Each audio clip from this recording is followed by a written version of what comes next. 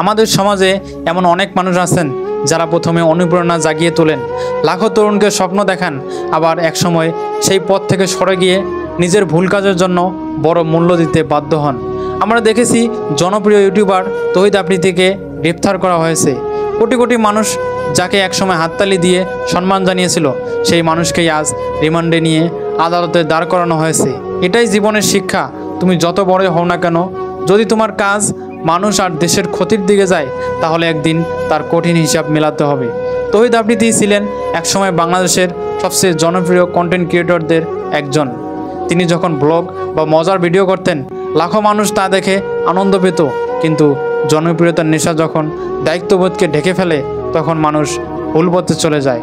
বলা হয় সুনাম এক ধরনের পরীক্ষা, অনেকেই এই সুনাম সামলাতে পারে না। তখন হয়তো কিছু শক্তিশালী মানুষের সাথে যোগ দেয়, হয়তো কিছু টাকার লোভে নিজের নীতি হারিয়ে ফেলে, আর তার ফলাফল হয় ভয়ঙ্কর। এই ঘটনাটা আমাদের মনে করিয়ে দেয় আরেকজন মানুষের গল্প, সুলাইমান সুখন। তিনি একসময় মোটিভেশনাল স্পিকার হিসেবে অসংখ্য তরুণকে স্বপ্ন দেখিয়েছিলেন, কিন্তু একসময় দেশের বিরুদ্ধে দুর্নীতি করার কারণে এমন জায়গায় চলে গেলেন যেখান থেকে আর দেশে ফিরে আসা সম্ভব হলো না। আজ তিনি প্রবাসে আছেন, কিন্তু সম্মান হারিয়ে। মানুষ তাকে আর আগের মতো রেসপেক্ট করে না। এখানে আমাদের একটা বড় শিক্ষা আছে, সেটা হলো যদি তুমি দেশের সাথে বিশ্বাসঘাতকতা করো, যদি নিজের দেশের মানুষকে আঘাত করো, তাহলে যত বড় জনপ্রিয় হও না কেন, তোমাকে শেষমেশ পতনের মুখ দেখতেই হবে। জনপ্রিয়তা কয়েকদিনের জন্য আনন্দ দিতে পারে, কিন্তু দীর্ঘমেয়াদে মানুষ কেবল তাকেই মনে রাখে যে সত্যিকারের দেশপ্রেমিক, যে দেশের বিরুদ্ধে কোনো আপোষ করবে না। আমাদের মনে রাখা উচিত, দেশের মাটির উপরেই আমাদের পরিচয়। তুমি যদি ধনী হও, যত বড় নাম করো, দেশের প্রতি দায়িত্ববোধ হারালে সবাই একদিন ধুলোয় মিশে যাবে। তৌহিদ আফ্রিদির মতো কেউ যদি ভুল পথে চলে যায়, তবে সেটি আমাদের জন্য সতর্ক মেসেজ। সে যে কষ্টকর পরিণতির মধ্যে পড়েছেন, সেটা আমাদের চোখ খুলে দেয়। আজকের এই বাস্তবতা আমাদের শেখায়, খ্যাতি, অর্থ আর ক্ষমতা সবই ক্ষণস্থায়ী। সত্যিকারের টিকে থাকে শুধু সততা আর দেশপ্রেম।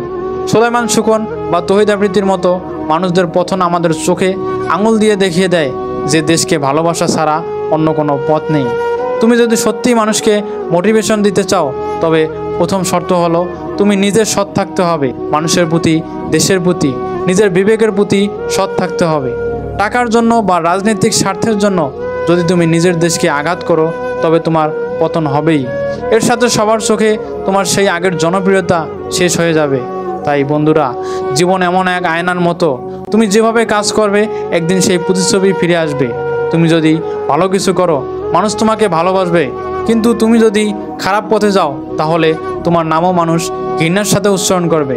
তাই আজকের এই ঘটনার ভেতর থেকে আমাদের শিক্ষা নিতে হবে, আমরা যেন কখনো দেশের সাথে বিশ্বাসঘাতকতা না করি। আমরা যেন আমাদের প্রতিভা, আমাদের কথা, আমাদের কাজ সব কিছু সবসময়ের জন্য যেন শুধু মানবতার কল্যাণে ব্যবহার করি।